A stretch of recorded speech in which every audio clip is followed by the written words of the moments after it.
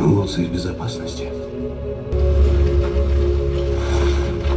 Теперь ты единственный наследник трона. Клянусь, я верну тебя, как только смогу.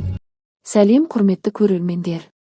Бүгін біз сіздерге шынайы оқиғаға негізделген әйгілі «Гладиатор» 2 фильміне қысқа шолу жасаймыз.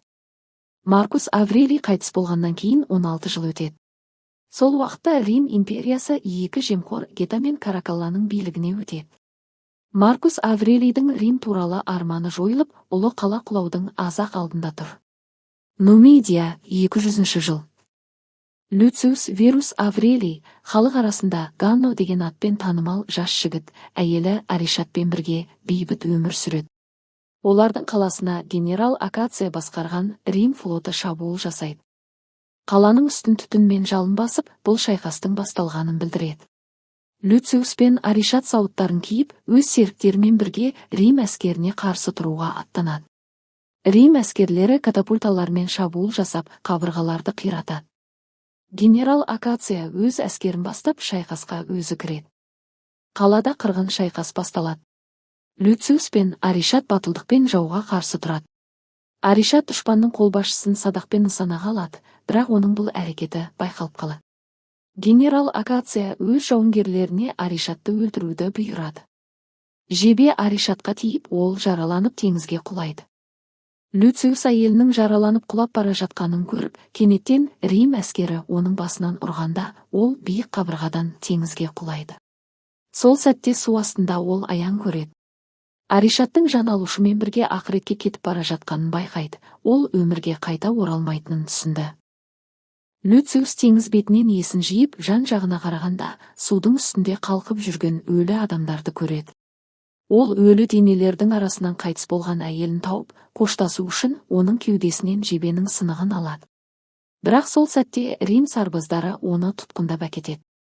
Римдіктер мәйіттерді бір жерге үйіп, санитарлық тазалық мақсатында Құдайдың атымен өртейді. Рим қолбасшысы Акациус қала мен оның тұрғындарын Рим империясының меншігі деп жариялайды. Люциус пен аман қалған сарбаздар, сондай қала тұрғындары құлдыққа алынып, Нумидия көсеммен бірге тұтқынға түседі. Акациус Остияға салтанатты түрде оралады. Оны Гета мен Каракалла есімді ағайынды егіз императорлар алтын, лавр, гүл шоқтармен марапаттайды. Гета Римнің келесі мақсаты Персия мен Үндістанды жаулап алу екенін жариялайды. Алайда Акациус аздап демалғысы келетінін айтады. Гета мен Каракалла мұны жақтырмай, қолбасшыға ашық түрде өшпенділік танытады. Бірақ Акациус өз бағыныштыларына адал екенін білдіріп, императорлардың қолын сүйеді. Люциус пен басқа құлдар Ансейдегі аренаға жеткізіледі. Онда шебер Макрин оларды жабайы бабундардың жауынгерлік қасиеттерін сынау үшін пайдаланады. Нумидия көсемі өлімді таңдап, бабунға оның мойнын тістеуіне мүмкіндік береді. Люциус шынжырды қару ретінде қолданып, бабунмен шайқасып, жанын сақтап қалады. Осы шайқастан кейін құлдарды жаңа сынақ күтіп тұр. Бір ер адам құлдарға аренада тек ең мықты гладиатор болып жеңіске жетсе, еркіндікке ие бола алатынын жеткізеді. Макрин Люциустың қабілетін байқап, оны жаттықтырушы Виппемен жекпе-жекке шығарады. Макрин оның қабілетін тез байқап, оны өзіне сөйлесуге шақырады. Люциус Акациусты өлтіргісі келетінін мойындайды. Макрин оған егер Римде жақсы шайқас болса, бұл мүмкін екеніне уәде етеді. Акациус Остияға оралып, әйелімен әңгіме барысында ағайынды егіз императорлардың азғындығынан шаршағанын және бүлік шығаруды ойлап жүргенін айтады. Әйелі оны қолдап, Римді құдайларға қарсы шыққанын ескертеді. Акациус әділетті мемлекет құруды армандап, Грак сияқты одақтастармен бірге бүлік жоспарлап, Римнің болашағы үшін күресуге дайын екенін білдіреді. Бір уақытта Макрин мен Люциус императорлық кешке қатысуға жол тартады. Императорлық кеште Макрин сенатор Фракспен бәстеседі. Алайда кеш барысында сенатор басшылары ойласа келіп екі егіз императорларына арнап үлкен жекпе-жек ұйымдастырады. Сондықтан қылышпен күресуді ұсынады. Соңында Люциус ауыр салмақты дәрежесіндегі күрескер Траксқа қарсы шығады. Екеуі сол жерде үлкен айқасқа түсіп, үйдің ішіндегі заттарды және жиһаздарды аударып қиратады. Люциус қылышпен қарсыласын жеңіп, жеңісіне қол жеткізеді. Гета оны құттықтап, қайдан келгенін сұрайды. Люциус өзін өлең арқылы таныстырып, жұртты таңғалдырады. Кейін ол Рим императоры Макринді басты аренаға шақырады. Аренаға көпшілік жиналады. Көрермендер арасында егіз Рим императорлары және сенаторлар генерал Акация және оның әйелі Луцилла бар. Люциус генерал Акацияның қала тұрғындарымен және әскери басшылармен амандасып жатқанын көреді. Ол жұртқа шабытты сөз сөйлейді. Көп ұзамай аренаға гладиаторлардың тобы және қарсыласы мүйіз тұмсық жануармен шығады. Люциус өзінің сарбаздарына қабырға жаққа жүгіру керектігін айтады. Глицио қарсыласын мүйіз тұмсық жануар арқылы өлтіреді. Люциус жерден бір уыс топырақты жоғары шашып, жануарды адастырады. Бұл әрекет Луцилланың назарын аударады. Қарсыласы жерге құлап, Люциуспен бетпе-бет шайқасып, оны жерге құлатады. Гета Глициоға Люциусты аяуға бұйрық бергенімен, Люциус аямауды айтып соңына дейін күресіп, жеңісін дәлелдейді. Шайқастан кейін императордың бұйрығымен Люциус нағыз жеңімпаз деп жарияланады. Шайқастан кейін Луцилла Вергилийдің бір дәйек сөзін есіне алады. Бірнеше жыл бұрын Максимус жолдасы аренада қайтыс болғаннан кейін, Люциустың анасы оны Римнің жалғыз мұрагері екенін айтқан еді, және оның бұл құпияны жасыруын талап етті. Енді Луцилла ұлының қайтып келгенін түсінеді. Люциусты гладиатор дәрігері Рави оның қолындағы жараларын емдеп отыр. Сол сәтте Макрин келіп, оның кім екенін сұрап күдіктене бастайды. Кейін Грак жасырын түрде Люциусқа келеді, және оның Максимустың ұлы екенін айтады. Люциус анасын танып, оған реніш білдіреді. Ол анасының өзін тастап кеткеніне және оны ұзақ жылдар бойы іздемегенін айтады. Сосын оған Акация оның әйелін өлтірген үшін ашуланып, оны қуып жібереді. Өз үйіне оралған Луцилла ұлының тірі екеніне қуанып, бұл жаңалықты Акациямен бөліседі. Ол баласын құтқарудың жолын табуға тырысады. Люциус күреске дайындалып, белсенді жаттығулар жасайды. Кейін гладиаторлар тобымен бірге аренаға шығып, жыртқыш акуласы бар теңіз шайқасына қатысады. Шайқас барысында Люциус қарсыластың ескектерін жойып, оның кемесін ортаға соғу арқылы өз тобын жеңіске жетелейді. Жекпе-жек кезінде Люциус садақпен Акацияны атпақ болады. Алайда жебе Гета мен Каракаланың арасына түсіп қадалады.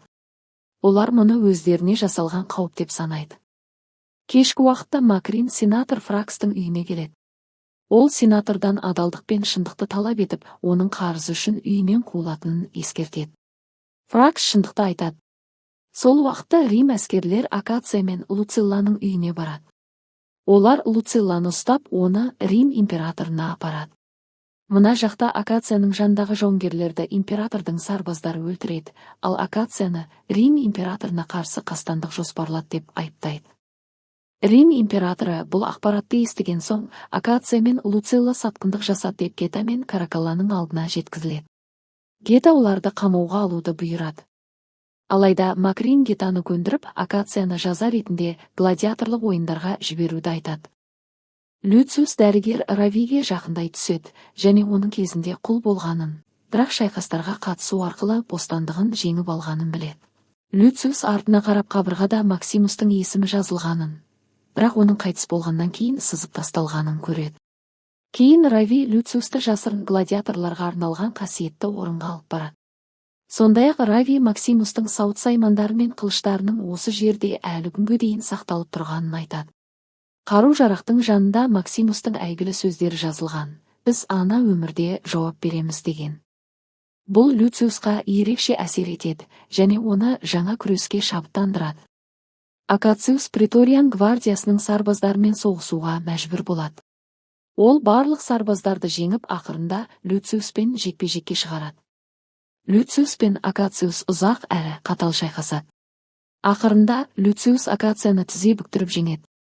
Алайда ол Акацияны өлтіруден бас тартады. Ол Люциуске анасын жақсы көретінін және әкесі үшін өлуге дайын екенін мойындайды.